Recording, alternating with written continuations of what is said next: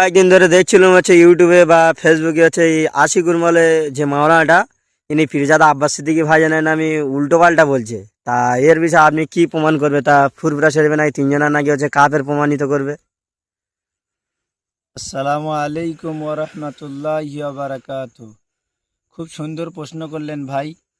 যে কিছুদিন ধরে ফেসবুকে, ইউটিউবে বা বিভিন্ন চ্যানেলে দেখতে পাচ্ছি যে আশিকুর বলে যে একটা ভাই দাদা হুজুর কেবলা রহমাতুল্লাহ আলাইহির আওলাদদেরকে নিয়ে অনেক কটূক্তি করছে।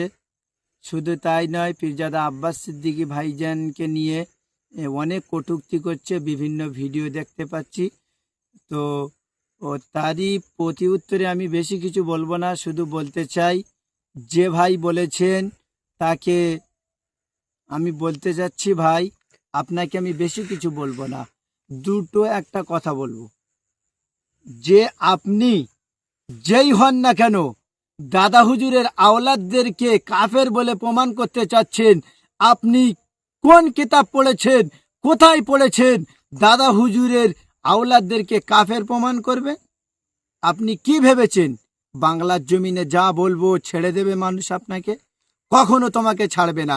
তাই যে ভাই বলেছে আশিকুর বলে নাম, আজকে তাকে বলছি আমি, ভাই শুনুন, আব্বাস সিদ্দিকী হয়তো যে কথা বলেছে আপনার ভালো না লাগতে পারে, দূরে সরে যান আপনি, কিন্তু আপনি তার আওলাদদেরকে কাফের বলে প্রমাণ করতে চাচ্ছেন। কি বোঝাতে চাচ্ছেন তার দ্বারা? আপনি দাদা হুজুরের সিলসিলা হলো সৎ, শুধু তাই নয়, যে সিলসিলা স্বয়ং পশ্চিম বাংলা নয়, 52টা জেলা নয়, যে দাদা হুজুরের সিলসিলা সারা পৃথিবীর মানুষ এক কথায় তানারাই চেনেন দাদা হুজুর কেবলার সিলসিলা।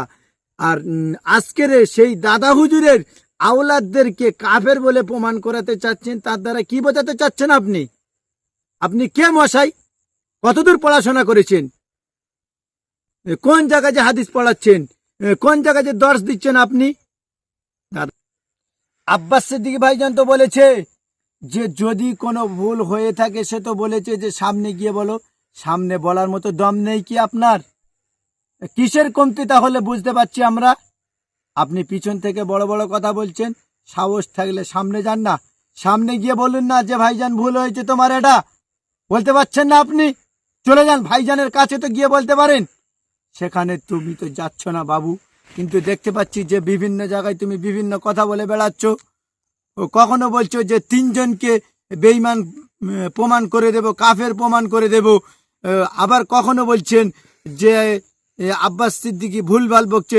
আব্বাস সিদ্দিকী ভুল বলেছে কি ঠিক বলেছে বাংলার জনসাধারণ সবাই জানে বাবু।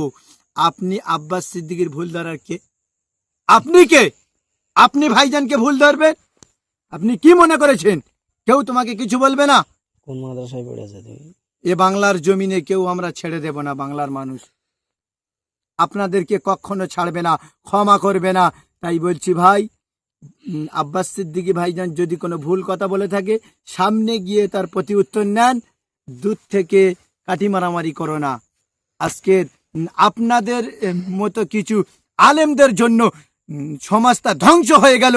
তাই যে যেখান থেকে ভিডিওটি দেখছেন সমস্ত ভাইদেরকে বলবো, যারা দাদা হুজুর কেবলাকে ভালোবাসেন, এই সমস্ত আলেমদেরকে দেখলে সেখান থেকে তার তীব্র ভাষায় প্রতিবাদ করুন। শুধু তাই নয়, তার থেকে বেশি যদি দূরে চলে যায়, বলতে চাচ্ছি যে তাদেরকে কঠিন হাতে দমন করুন।